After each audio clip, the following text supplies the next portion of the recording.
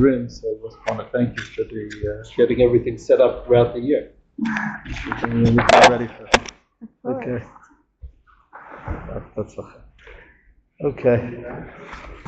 So, good morning, everyone. What I would like to do today, and as you can see, it's a weightier handout than normal. A lot of different psukim and a lot of translations that are thrown in. But I've decided today to veer from the normal topic that I normally have, and it was the normal theme for the shiurim that I give is what I call Parshut HaShavua, halachic aspects that come up in reference to the Parshat HaShavua, and then to discuss them. I could have spoken about the question of, make it the trifecta, because we spoke about Erev Shabbat, we talked about Purim Mishulash, and we spoke about Erev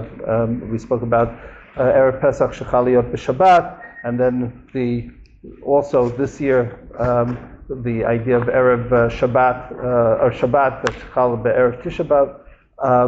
But I decided, okay, enough has been spoken about. There isn't all that much that I felt that I could really add to that discussion per se. So instead, I decided, okay, we'll talk a little bit about some of the agadot of Tisha B'Av. All of them, quite possibly, these are what I'm going to be speaking about. I deliberately took the most famous of these agadot, things that I think that probably many of you are familiar with. They make it into all sorts of already, even children's books, Kawasu Chachamenu, things along those lines, but because they are so familiar to us, I felt that looking at them from a slightly different perspective, or with a more, I wouldn't say critical eye, but with a more trying to look at it with a more penetrating eye, perhaps, would be the way to phrase it. I think would be helpful. I'm going to actually start from the middle here, on page number 5, and I just want to start by talking about Sinat Chinam a little bit. Something that we all it's become a cliche. What is, in terms of what is Sinat Chinam, what's going on, what's the background for this? And so here, the version that we are most familiar with, and there aren't many changes, is the one that appears in the Bavli in Yoma Daf Tet here on the table that had when it didn't come out exactly the way that it was on the file that I sent. And the file that I sent, the column is just the table just takes up one page, but we'll work with it. But we'll start actually with the earlier versions, the Tosefta and the Yerushalmi, and then see how things develop a little bit into the Bavli.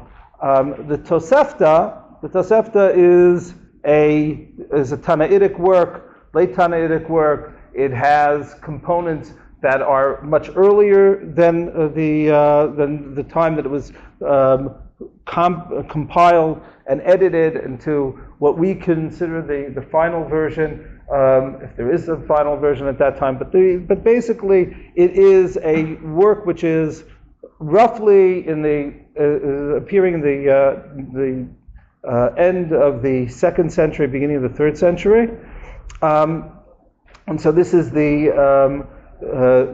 end of the Tanaitic period. And here it's quote, Amar Rabbi Yochanan ben Turta. Rabbi Yochanan ben Turta said, and if you go across in the columns here, you'll see that Rabbi Yochanan ben Turta is the Tana who's quoted in all 3 versions. So this is strongly grounded. Who is Rabbi Yochanan ben Turta? Rabbi Yochanan ben Turta is a Tana who is a contemporary of Rabbi Akiva.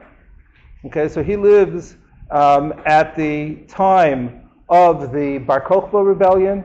He lives at 135. He has very little is known about him. The name itself, Torta, is an ox, a shor. Ra'ata Torah v'shata lamaya from Chad Gadya.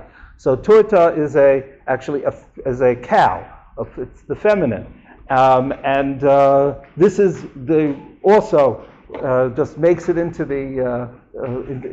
into childhood stories. So this is the parasha shamrat Shabbat, the cow that kept Shabbat. Two versions, whether Rabbi Yochanan ben Turta was the one who sold a cow to a non-Jew, and the cow wouldn't work on Shabbat because she had lived with Rabbi Yochanan ben Turta, and the guy was so impressed by this that he became a ger. Or Rabbi Yochanan ben Turta was the guy who became the ger when he had this cow that came into his possession and wouldn't work on Shabbat. Be that as it may, that's the Turta. That's where he got this very unusual name, Rabbi Yochanan, the son of the cow.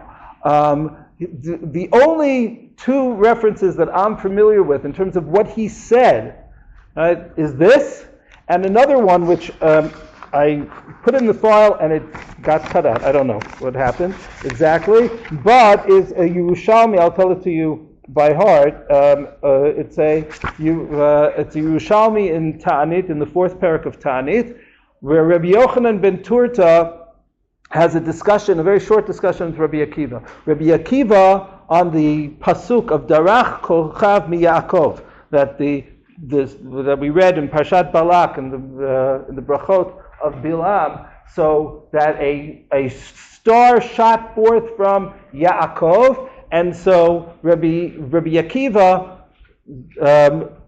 dubbed Shimon ben Kosiva Bar Kochba. He called him Bar Kochba because he said this Shimon ben Kosiva is the Mashiach. And so therefore, this is the Kochav from Yaakov. That's where the source of the name Bar Kochba. Later on in the Yerushalmi, he's not known as Bar Kosiba with the Samach, but Bar Koziva with the false Messiah, right? Kazav. But Rabbi Akiva called him Bar Kochba, play on the name. And Rabbi Yochanan ben Turta, the Yerushalmi says, looked at Rabbi Akiva and said, Akiva, he didn't call him Rabbi Akiva, he said, Akiva, asavim yigadlu milachayayich. Grass will grow from your cheeks, meaning you'll push up the daisies, right? You'll be long buried, and there'll be grass growing on top of you. Va'adayin ben David lo ba. And the Mashiach will still not have arrived. In other words, don't get so excited about this Bar Kochba. He is not the Mashiach, and that we have a long way to go. Okay, that is the only other reference to Rabbi Yochanan ben Turta, at least that I'm familiar with, of what he said in rabbinic literature. And here comes Rabbi Yochanan ben Turta. Okay, all of that's sort of like a little bit of an introduction to his saying here. The far right column of the table, on page 5. Amar Rabbi Yochanan ben Turta. Rabbi Yochanan ben Turta said, "Bipnei ma charva Shiloh." Why was Shiloh destroyed? The Mishkan in Shiloh in the time of Shmuel and Eli. Mipnei bizayon kadashim shebetocha.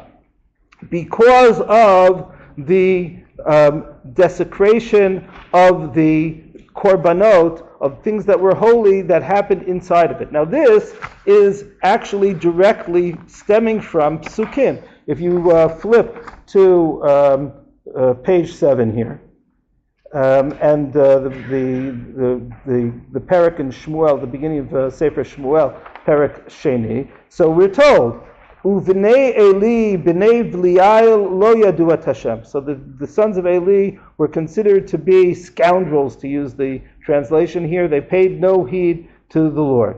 Right? And so what did they do? Bishpat hakohanim eta'am kol ish zover zebach uva nar hakohen kibashel avasar v'amazleg shalosh shinayim v'yado. So if a person were to bring a sacrifice, so comes the young kohen as the meat is cooking with a 3-pronged fork in his hand, he hits I'm not going to read all the psukim right now, but you can look at it. Basically, he takes whatever meat that he wants from it, even though it doesn't come to him. And this is the pasuk Yudzayin, Vatihi chatat hane'arim gedola ma'od et pnei Hashem, ki ni'atzu ha'anashim et minchat Hashem.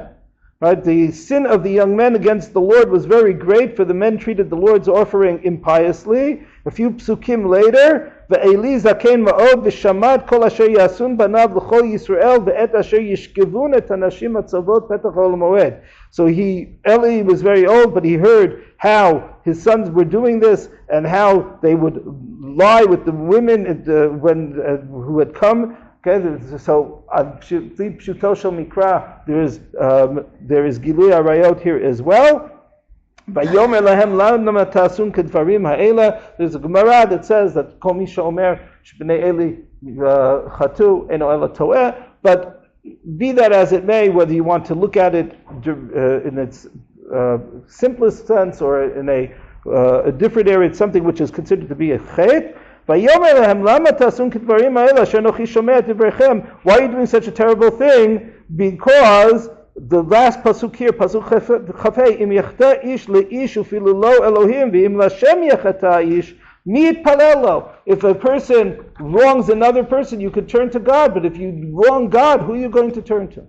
Okay, so that's what the psukim say, and then immediately afterwards, the very next story is the fall of Shiloh, the destruction of Shiloh, and the death of the sons of Eli, and the end of that line. So this is what Rabbi Yochanan ben Turta says. That's why Shiloh fell, because the Mishkan itself was being defiled. Yerushalayim binyan rishon mipnei macharva. Why was the first Beit HaMikdash destroyed? Mipnei avodah zarah gilui arayot ushvichut damim shaya b'tocha. So this is all things that many of us, maybe all of us, are familiar with.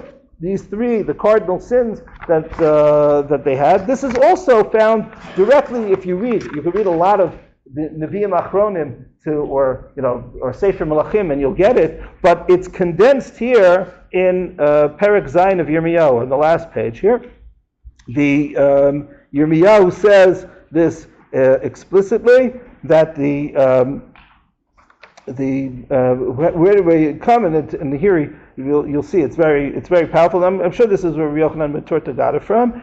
If you take a look at first of all, people are saying in this parak that the Beit HaMikdash cannot fall. The Beit HaMikdash will protect us, and Yirmiyahu says no, this is not going to happen. Because pasuk vav ger yatom v'almano lo tashku v'dam naki al tishpechu b'makom hazeh v'acharei Elohim acharim lo telchu l'ra lachem. Right. So do not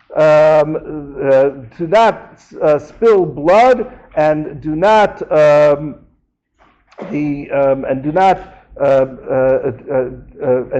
worship other idols.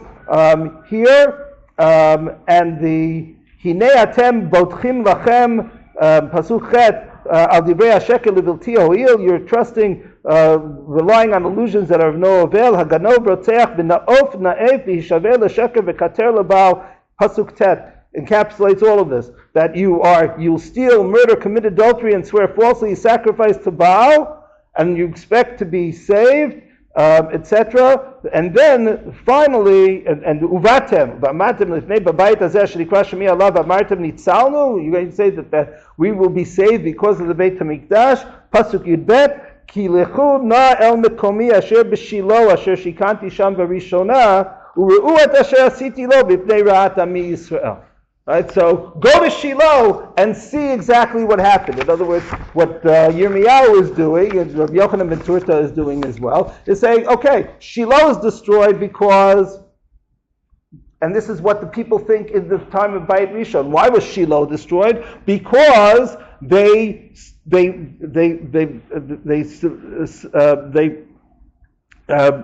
defiled the Mikdash itself. So because they defiled the Mikdash, so God said, this isn't my home anymore, you're defiling it. So we in the Mikdash will be okay. As long as we keep the korbanot and we do the halachot of the Mikdash, we'll be protected. And Yirmiyahu says, no, you are doing these terrible things outside of the Mikdash, don't expect the Mikdash to protect you. It's exactly like Shiloh. Even though your Averot aren't in the Mikdash, nevertheless, the Mikdash itself will not protect you. Okay, so that's the second level of Rabbi Yochanan ben Turta, Aval ba'achrona. But in the last, notice he doesn't call it the second Beit HaMikdash. It's not called the second Beit HaMikdash yet. It's because the last one. Makirin anu behen shehen amelin b'Torah uzihirin b'ma'asra. Right, he picks two. He says they're learning Torah and they are very careful about ma'asrot. Well, it sounds like in terms of specifically the if you will, the rituals of the kahuna and the like. Mipnei ma galu, mipnei sho'abin et hamamon v'sonin eshet re'ehu. The term sinat chinam doesn't apply. It doesn't appear in the original Tosefta. It says that because they loved money and they hated each other. L'lamdecha shekasher sinat ish et re'ehu lifnei hamakom v'shikla katuv keneged avodah zarah gilui arayot u'shfichut damim. Right, so it is as the hatred, just simple hatred. And here the hatred could be for any reason whatsoever. Just simply, if you know, we might say because of deep factionalism. So this type of hatred, and there's also the idea that they love money, which could be a reference to the corruption that was going on in the Mikdash in terms of the nepotism that was going on in the Mikdash, and the buying of the Kahuna Gedola and all of the things that we're familiar with because of Josephus and the like, that we know what was going on. So this is if you will, the original. Then we move to the version that we find in the Yerushalmi, and the Yerushalmi starts with a paragraph. Matzanu shelo charav habayit barishona ela shahayu ovdim avodah zara megalim arayot b'shofchei damim v'chein b'sheni.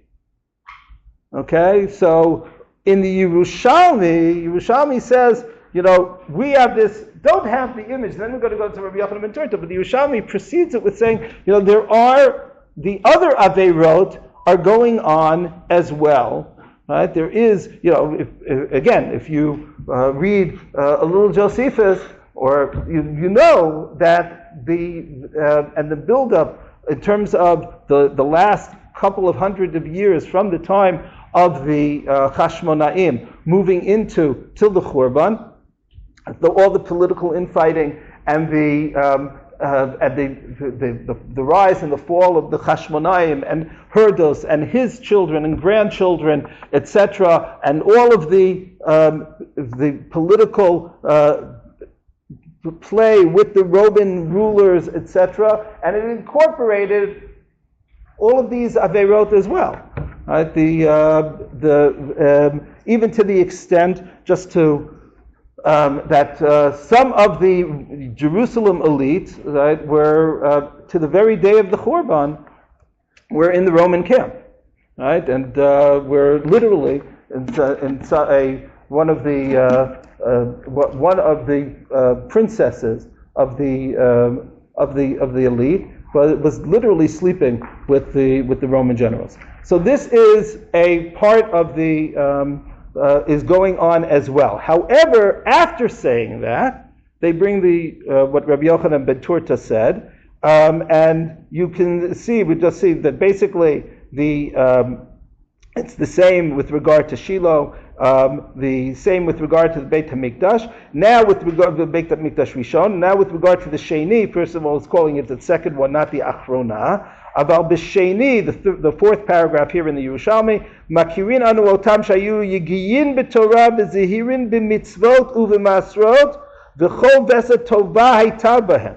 Right, so it expands it. In other words, it's not just simply they learned Torah and they were careful about Trumot and Masrot, but now they are doing all of the mitzvot and Masrot is still there, and every good deed, good quality was found with them. Still, this idea of this corruption in terms of money. Now we get the first reference to Sinat Chinam. And at this point, there's the last paragraph. Reb Zera, Reb Yaakov Bar Acha, Rav Avuna Haben Yatvin Amrin Biyoter Sheberishon Nivneh Uvesheni Lo Nivneh. But this doesn't apply to the Tosefta. When the Tosefta was being written, it was roughly about the same amount of time had transpired from the time of a little bit more perhaps, certainly time of when Rabbi Yochanan ben Turta said it, was about the same amount of time from the Churban of Bayit Sheni to Rabbi Yochanan ben Turta, as well from the time of the Churban of Bayit Rishon and the beginning of the rebuilding of the second Beit HaMikdash. So he doesn't say, oh, more time has transpired, it's worse. By the time the Yerushalmi is putting this together a couple of hundred years later, so we can now say, well, the first Beit HaMikdash laid in ruins for 70 years, and now it's more than 200, 300 years, and the Beit HaMikdash has not been rebuilt, so that Sinat Chinam is worse than those other qualities. So the first qualities, which the Yerushalmi had prefaced it with, that could have happened. Now, this idea of the sinah, I'll just say at this point, again, what I said earlier, Rabbi Yochanan ben Turta, only two things. We have his telling Rabbi Akiva, don't get too excited about Bar Kochba. That's number one. And we have this. And it could very well be that Rabbi Yochanan ben Turta, his feeling of the idea of this notion of the sinah, and the Ohavinet Mamon, so that's why he feels there's no way that Bar Kochba can be the Mashiach. Because when we are speaking right now, Rabbi Akiva, right, we have the same problems that they had, or essentially the same problems that existed 70 years ago, or 65 years ago, when the Beit HaMikdash was destroyed. So don't assume that the Beit HaMikdash is going to be destroyed, is going to be rebuilt so quickly. Right? I don't think Rabbi Yochanan ben Turta assumed it was going to be, over 1900 years and counting. Ben Turta, at least according to Tosefta, there's no mention of the Bayit Sheni. In fact, it doesn't talk about the Homer. It doesn't talk about Galut. In other words, you could apply with Turta and Tosefta to Bacharona just means the latest embodiment of this issue, of this problem. It could be. But he okay, it could be. It could be. It's a very interesting observation that he doesn't refer directly to the Bayit Mikdash. I just assumed that the Achrona meant the last one. But you're saying you're viewing it as a whole. Now, knowing what many people said, first of all, in terms of the total destruction of the Beit HaMikdash, right? So that probably only happened at the time of Bar Kochba.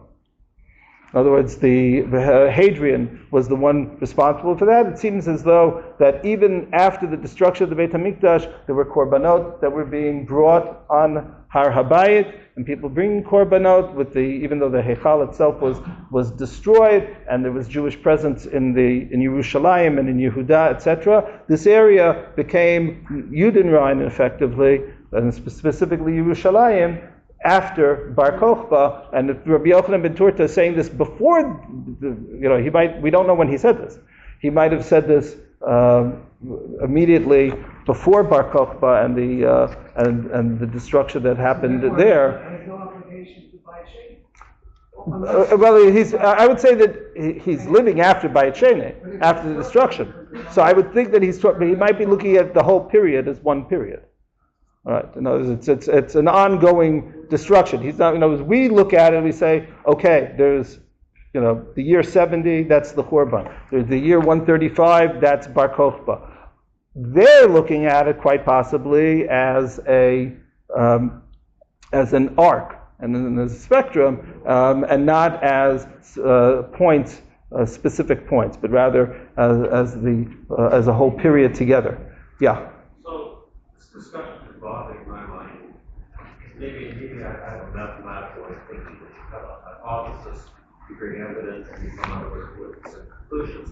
Here, what we're doing is we're taking one series, or one series of events, I'm saying, another series of events, I'm saying, and we're forgetting that that's enough. We're sort of drawing conclusions that one was the cause of the other. Right. in all of these, thank you for saying that.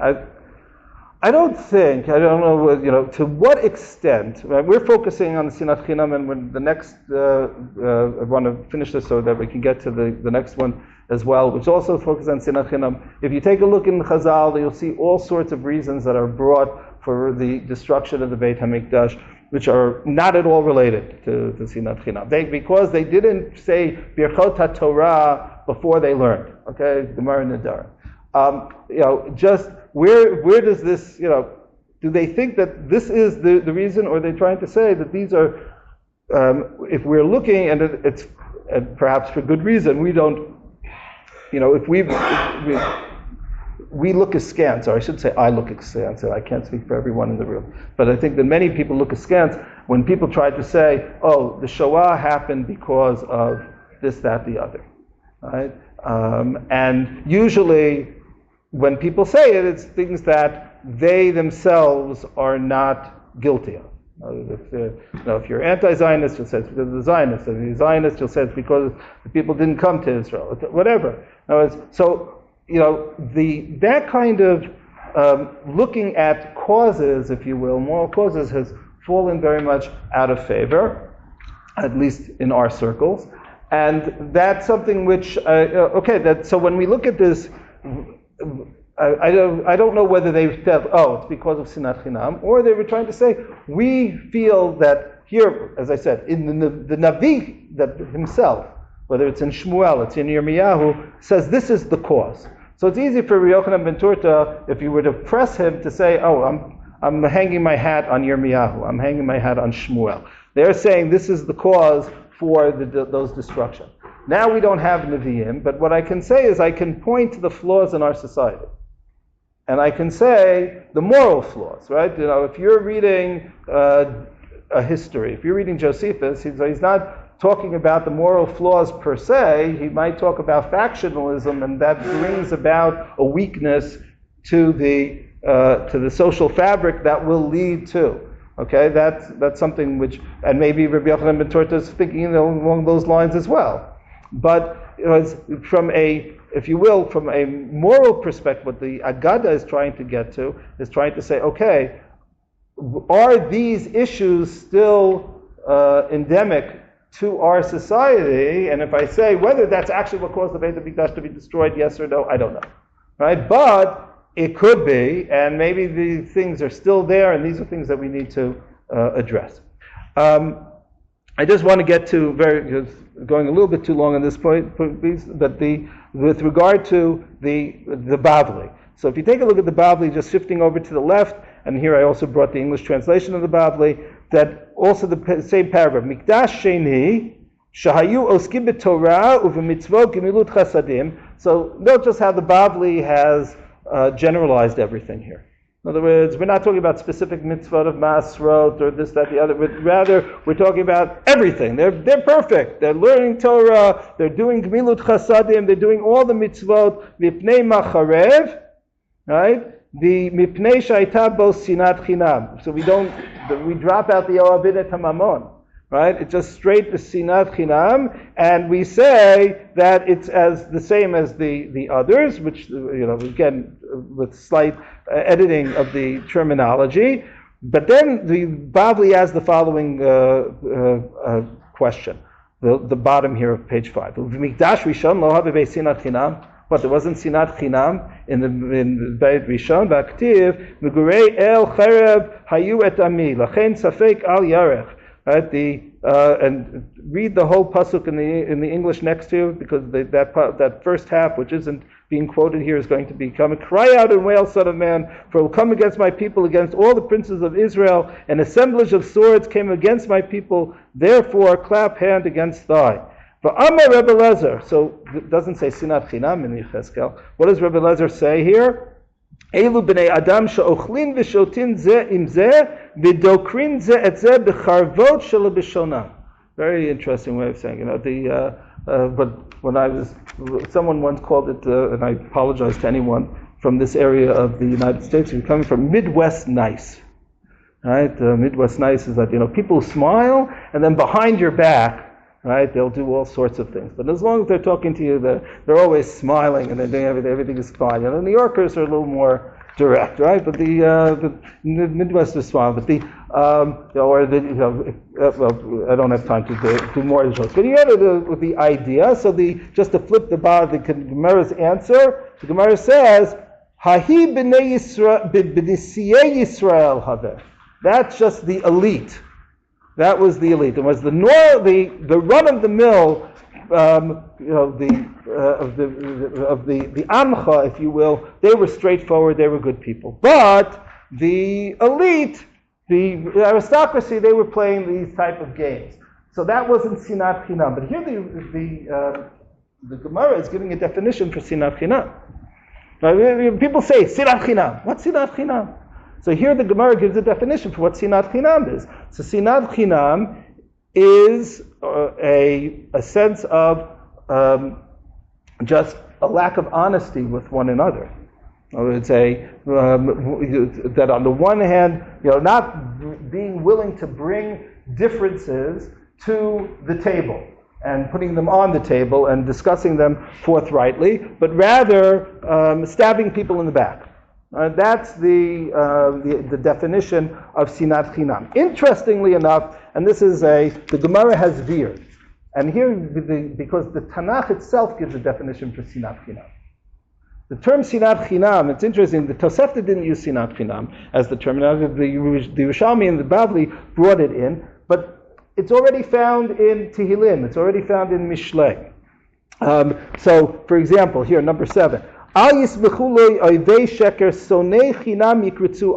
those, not those that are wrongfully my enemies, rejoice over me. Let those that hate me without a cause wink with the eye. Okay, so it doesn't explain. What does it mean without a cause? Directly, it can be worked out from that perek if you read it carefully, but it's more direct from Pasuk Samech Samech further on, Rabu misarot rashi sonei chinam matzmu matzmitai oivei sheker asher lo gazalti as ashiv. But what is without a cause? That they hate me without a cause and more than the hairs of my head, those that would cut me off, being my enemies wrongfully are many. Should I restore that which I did not take away? In other words, if I had stolen from you and you hated me, that's not sinat chinam. If you did something, if I wronged you in some kind of way, that's sinah, and that's not sinat chinam. And that's something which is not being, if I take the fact that there's a cut and paste, if you will, from the term, so then it's not saying that you can never hate another person, right? It's saying that you need to have a reason for it. And the question is, are the reasons that you're using, are they legitimate reasons? Okay, that's the question. So here, just to take this one step further, if we take a look at in Mishlei, so the pasuk says, "Al tariv im adam chinam im lo gimalcha ra'ah." Right? Do not strive with a man without cause if he has done you no harm. And in the parish of Rabbeinu Yonah was a young contemporary of the Ramban, living in the area around Barcelona and Gerona, very important Rishon, and known as one of the Gedolei of the Musar of the Rishon, the Sharei Tshuva of the Rabbeinu Yonah, very important work. Al tariv im adam chinam, perush im lo gemalcha ra'ah. If he didn't do anything wrong to you, hu perush chinam. That's what the chinam means. Ki chinam yikra im tariv al dvar sfatayim asher lo hizik lecha b'davar. What it means, chinam, is that he didn't do anything that was substantial to you, wronged you substantially, but only with his lips. Right? The sticks and stones will break my bones, and words will not harm me. That idea that the Kamosha Amar b'makom acher gam l'chol advarim asher yidabru al titen el libcha v'hinei hameriva mida pechuta al kein lo tariv im adam im lo gemalcha nezek v'hefsed. So quarreling is a poor character trait. But if you have to quarrel when things you were wronged in a real substantial way, and not if it was just simply through words. Now, if you take that idea, That's the idea of sinat chinam. Whereas the sinat chinam that's going on is the notion that and perhaps this is what the Bavli is saying, is that on in Bayit Rishon, so it was games of power amongst the aristocracy. So that in of itself was not something to bring a destruction of the Beit HaMikdash. By the time Bayit Sheni rolls around, or the end of Bayit Sheni rolls around, so it's something which is endemic to the entire society. And throughout the entire society, the factions, it's not because there's anything that you can say, oh, this group harmed me in a real way per se, but rather it's an ideological type of argument, and that is what the Yerushalmi and the Bavli are calling sinat chinam. There's this ideological differences. A piece of the Netziv in his opening to Bereshit, which is hopefully quoted often, and it should be quoted often. So he talks about the difference between he asks, why is Sefer Bereshit known as Sefer Yesharim in the terminology of Chazal, the book of the upright? And he says the following, that the last paragraph here on page 6, וזה שבח האבות שמלבד שהיו צדיקים וחסידים ואוהבי השם באופן היותר עוד היו ישרים, that forgetting about the tzidkut of the avot, they were straightforward. היינו שהתנהגו עם אומות העולם אפילו עובדי אלילים מכוערים מכל מקום היו עמם באהבה וחשו לטובתם כאשר היה קיום הבריאה.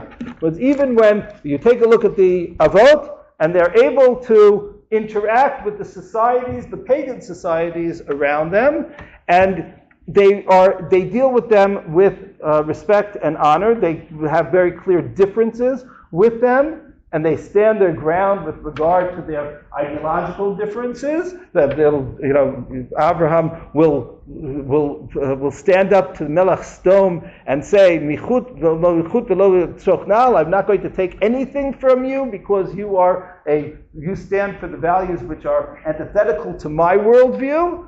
But everything that he does is with respect and honor, and he has good relations with many of the, whether it's Abimelech, and others, and his own chaverim that are called in the Torah, his re'im. So these are all, this is what yashar means. And what he says in the previous paragraph is that this is exactly the opposite of what happened in Bayit Sheni, that the argument was the al tziduk, that's the line that is underlined there. Al tziduk hadin shakadosh baruch hu yasharhu, God is straightforward. V'eino sovel tzadikim ke'elu. He can't stand people who are tzadikim, but have no respect for people who disagree with them. Because God is Yashar, He can't take people who are not Yashar. So to be Yashar means not to agree or disagree with someone. It means to be respectful of other opinions, even when you disagree and even when you can fight for them. And I would say that by picking this idea of Sinat Chinam from the Psukim, we're saying you can even have very strong arguments and disagreements with these people, and just because that doesn't turn it into Sinat Chinam. It turns into Sinat Chinam when you go over the edge and start trying to undermine them in many ways, and hopefully we will not fall prey. Sometimes we come very close to doing that. Explain exactly you're showing me Sinat Chinam being bound to or Right. Now they don't get paid. But when they drop your head on the Bavli, they then have to start trying to figure out how did they get to the concept of Sinat Chinam, because it doesn't balance. Could be. Right? Now, it could be that it's already found in those earlier texts as well, in terms of that. But you're right. The Sinat Chinam could be the corruption into the Sinat Chinam. You're right. Correct. I agree. Okay. The time that we have left, and actually, is the, I apologize for spending a little bit too much time in that first part. I thought it would go faster. The Bar Kamsa, Bar Kamsa. Okay, I think most people are familiar with the story. And here I want to start with the, if you will, the earliest version of it, move to the Bavli, which is the second version, and then perhaps, hopefully, have time to see some historical antecedents for it. So, if you take a look at the left-hand column here, is the version that appears with the in the Eicha Rabbah. Okay, page 1 of the handout. Ma'aseh shaya ba'adam echad b'Yerushalayim shasa suda. Story of a man in Yerushalayim who made a meal. I also have the full English of here in the next pages if you want to follow along there. Amar leben beito lech v'haveli kamtza rachme. Now, take a look in what I put here in the brackets is that in the manuscript, the original version, most likely, it doesn't say kamtza of the kuf, but it's with a kaf, and also it's bar kamtza. He doesn't say bring kamtza. He said bring bar kamtza, but it's with the and you'll see Rachame, the person who I love, my friend. Azal va'aitele bar kamtza saneh. So in the text that we have, it says kamtza and bar kamtza, but in the manuscript it's a different. One was named bar kamtza, and one's name was bar kametzra. They're both bars. Okay, so they're both bars, and they're just that, Goldberg and Goldstein, okay, and you got that mixed up, okay, but basically that's the idea here, okay, so you'll see that that's significant in a moment. Al v'yashav ben orechim, and so he comes, this bar kamtza comes and sits down amongst the guests. Al ashkachei b'nei aristaya, so he finds him amongst his guests. Amarlo, at sanai, you know I hate you. Va'at, or you're my enemy. Va'at yatav b'go beiti, and you're sitting in my home. Kum puk lech migo beiti, get up and leave my home. Amarlo al tevaisheni, don't embarrass me. Va'ana yadlach tevaisudata, I'll pay for it. He goes back and forth, and he says finally in the end of that paragraph, no, he's willing to pay for the entire meal. Amarle, kum lech, get up and go. V'hayasham Rav Zechariah ben Avkilus, and there was this fellow Rav Zechariah ben Avkilus who was there. V'ayta safek biyado limchot, and he didn't know whether he should get up and try to intervene. V'lo michan, he did not intervene. Miyad nafik lei, and so this bar kamtza gets out. Amar ben afshei ilin misabin yatvin b'shal botan ana eichul kartzon. Right? So, how is it possible that these people are eating peacefully, and I am going to go and basically have them eat their words. Ma avad. So what did he do? Halach etzel hashilton. He once goes to the local authorities. And he says, "Elim korbanaya da'at mishalech liyuda lemekarvina inu nachlin lahun umekarvin achrina bechilufayo." The korbanot that have been being brought all of these years, the Jews don't actually sacrifice your animals. They switch them and they sacrifice other animals instead. Nazaf bey azal legabei tuv amarle kol ilim korbanot da'at mishalech liyuda. So the Roman magistrate doesn't want to accept this, and he says, no, it's really true. The Jews are not going to bring your korbanot. V'imlo ta'aminli, 6 lines down, shalach imi chad ifrichu v'korbanaya, send a representative together with me, and you'll see. V'at yada miyad she'eni shakran. You'll know immediately that I'm telling you the truth. So he goes and he makes a mum secretly, and the Kohen sees the mum.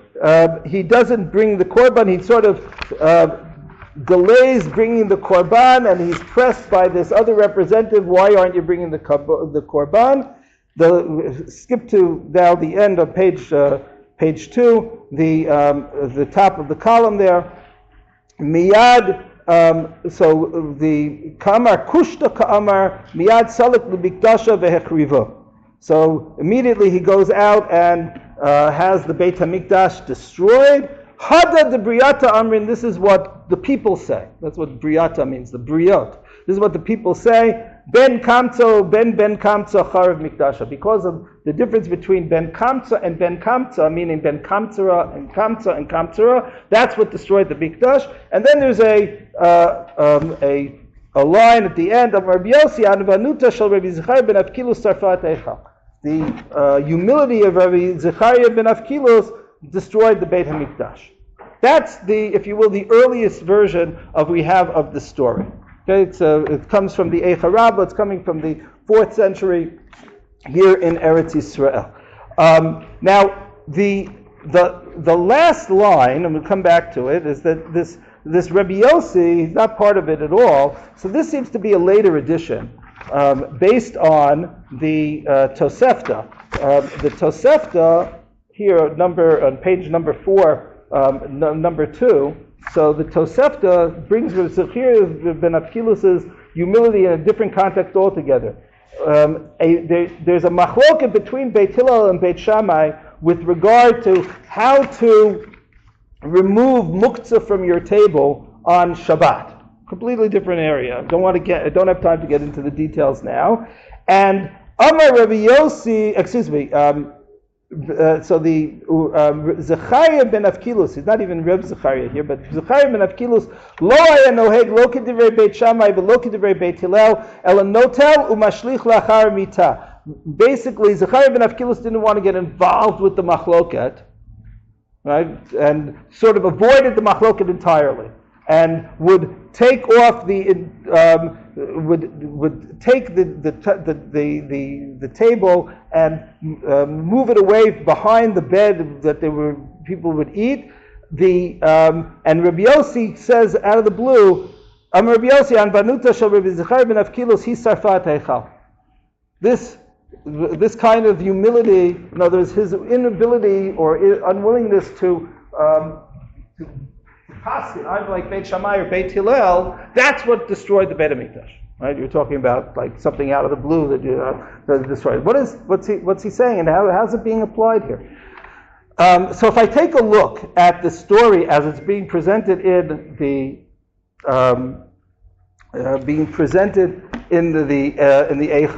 Eicha Rabbah, so it sounds almost, and this is what the idea that it's what the Briot say, what the people say. It's almost a comedy or a tragicomedy of errors that's going on. In other words, that you have the two parts of the story. You have what happens in this. What happens at the meal, and what happens in the Beit HaMikdash, and in both sides of the story, the people who are involved, the characters, aren't aware of the mistakes that's going on. As if the host, it's not at all clear that the host is aware that this Bar Kamsa has gotten involved was invited mistakenly. Like, what's my enemy doing here? And Bar Kamsa doesn't try to say, but you invited me, right? That doesn't happen, and it's a difference just a slight difference in the name, Bar Kamsa and Bar Kamtsera, right? There's just a slight difference in terms of the mistake that's being made. Does Bar Kamsa think? What is he saying when he goes to the Shilton, right? Not totally clear. Like, it's a bit of so perhaps the host was someone who's involved with korbanot. Why should he try to be getting at all of the Jews? Does Bar Kamsa really think that there's going to be a destruction of the Beit HaMikdash because of what he's doing? He's trying to undermine the influence with the local authorities, the local Roman authorities, the governor and the like, of the Jewish elite, and try to bring him down a peg or two. He doesn't expect this to create a korban. Right? I can't imagine he would think that he was trying to be a korban. He's part of his society as well. What is he doing there? So presumably there's that mistake. And then also the Kohen doesn't tell the Roman, well, take a look at the animal. Right? There's a mum. Right? The Kohen is they've been bringing korbanot literally from the time of Koresh. They've been bringing korbanot from from the ruling authorities in the Beit HaMikdash. Most of the Beit HaMikdash has been donated by pagans, and there are plaques up, right? It's a shul. So you're going to find who donated what, and the plaques are up in the Beit HaMikdash, and we see that from Josephus directly. And what's going on here? But because of this, again, the details of we can't.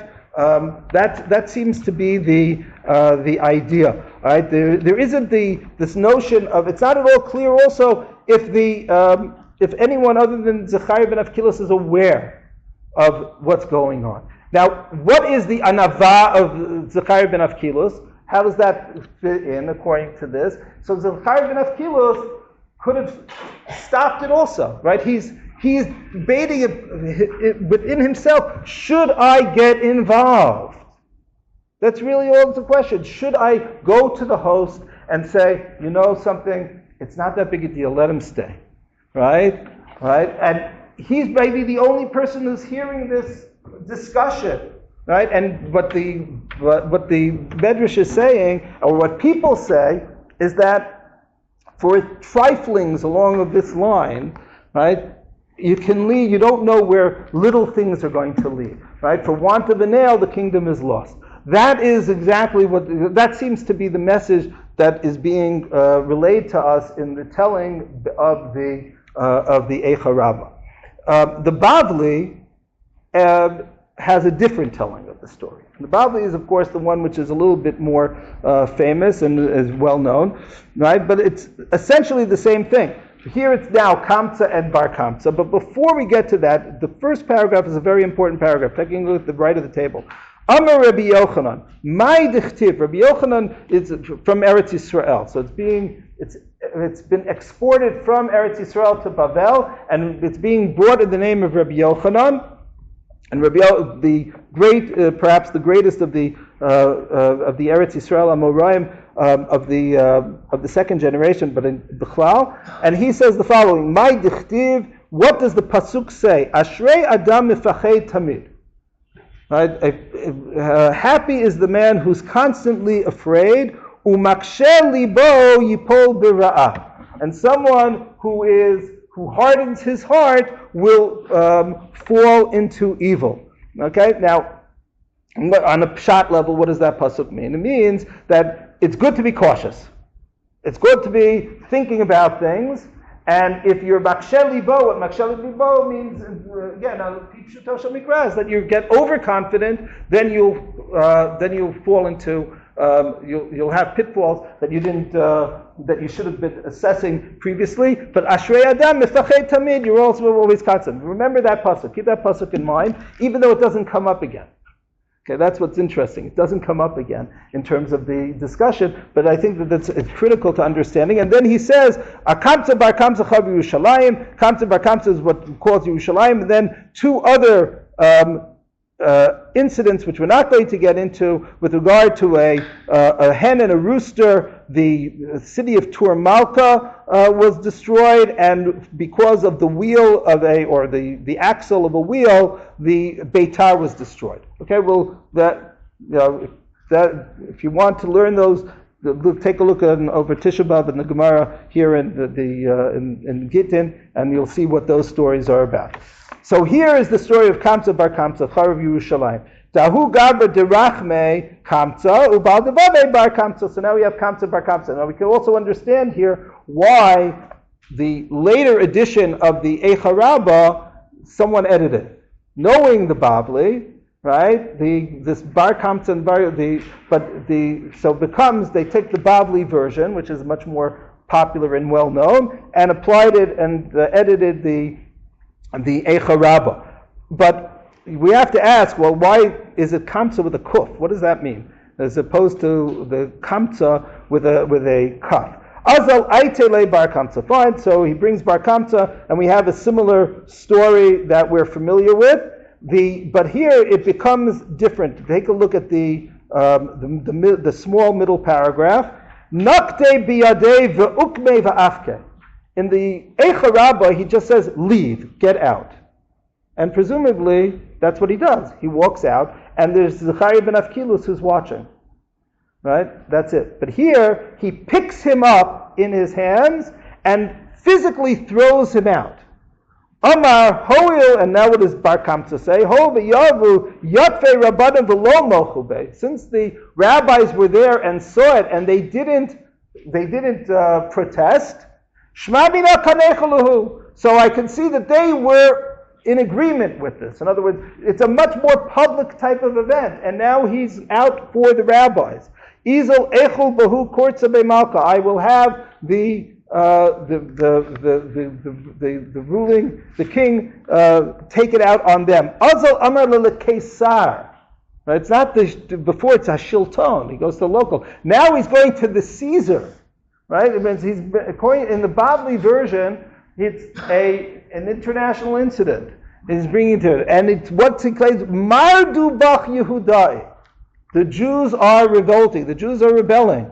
That's what's going on. It's a full-scale rebellion, and he says, who says? And I said, send the korban. It's not that korbanot are being brought regularly. It's now send a special korban from Rome to Yerushalayim, and you'll see that they're not going to accept it. And then we have to figure out, so the boom here, the Bavli is more detail-oriented, what kind of mum and why the Romans don't think that it's a blemish and the Jews do think it's a blemish. Don't have time to get into that right now. It comes to the Beit HaMikdash, and in the Beit HaMikdash there's a machloket. The last 5 lines here on the paragraph. Savar Rabbana l'kruve mishum shlom malchut. So the rabbis are there and they want to bring the korban because of kingdom. Amar lahu Rabbi Zechariah ben Avkilus. Now Zechariah ben Avkilus is not at the meal. He's in the Beit HaMikdash. And he says, no. Yomru balei mumin krevin lagabe mizbeach. People will say, who's the people exactly? But word will get out that blemishes were brought in the Beit HaMikdash and this is what you can do. Savur l'mikdalei. So they said, okay, let's kill Bar Kamsa so he doesn't go back. He won't go back and tell the story. Then they're going to say that that's the punishment that is coming. So of course they don't bring it, and then in the end, what is Rabbi flipping the page? Amar Rabbi Yochanan an avoto shel Rabbi Zechariah ben Avkilus hechriva beitenu v'sarfa et heichalenu v'higlitenu me'artzeinu. Right. So now the message is this. So what is that? It's the same humility of Rabbi Yochanan, of Rabbi Zechariah that has it. What is the message of the Bavli? So the message of the Bavli, obviously, you have all of the things that are going on with the Sinat Chinam, etc., and apparently the factionalism which is being highlighted by the Bavli, right? That in order to understand the extent that Bar Kamsa is willing to go to destroy, which is also found in a statement of someone else in the Bavli. Here, at the end, 2 daf later, it's brought. Amar Rebbe Lezer bo ure'ei kama gedola kolcha shel busha sharesi HaKadosh Baruch Hu et Bar Kamsa ve'echriv et beito v'saraf et hechala. Right? See how great the power of shame is. That God, because of the shame of Bar Kamsa, destroyed everything.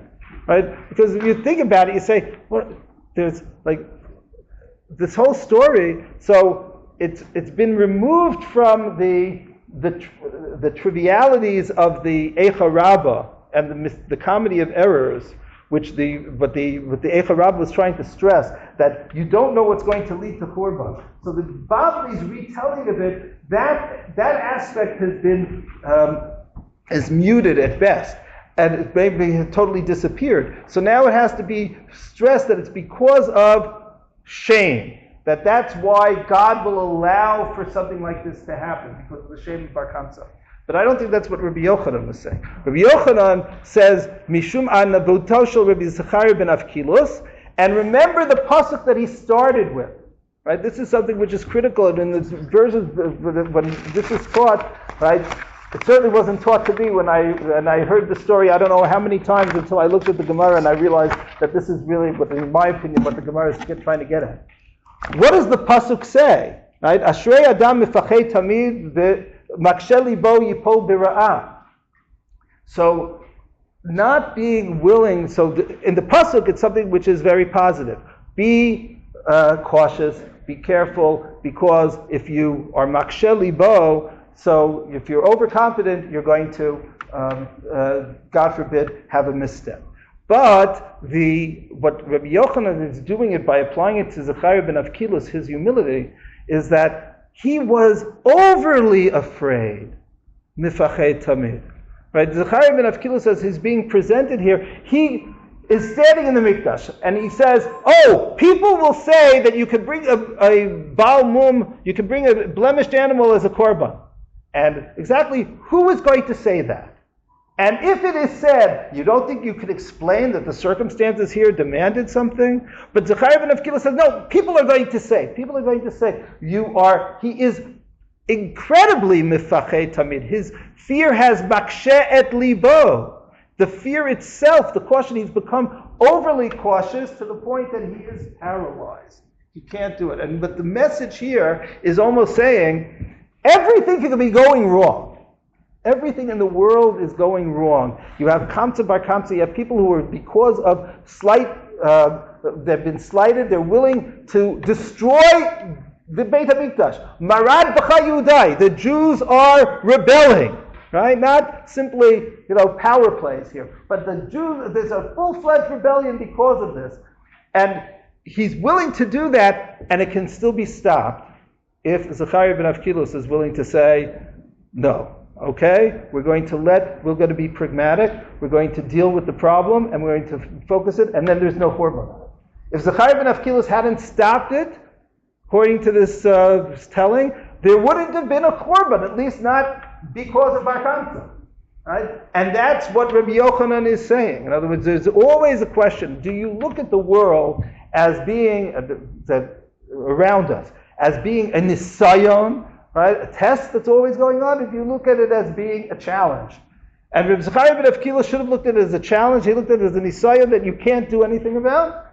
And because of that, it's destroyed. And the sinat chinam could be there. Getting back to Rabbi Yochanan ben Turta, it could be there. And you can have all the factionalism, but if you have, in this case, the religious leadership that's able to, but leadership in general that's willing to be cautious, but not overly cautious, to understand what's going on, and that's why Zechariah ben Avkilus, he can't pass between Beit Shammai and Beit Hillel, and he can't make a stop here either. Unfortunately, I didn't get into I have to stop here, because I'm already 5 minutes over time, but the characters that are here, it's not totally like you could, but there seem to be historical characters of a Zechariah ben Uvkilus, right, who's mentioned in Josephus with a specific ideology, and a Bar Campus who has his own ideology. Perhaps they are the inspirations, if you will, but that will have to wait for another day. Okay. And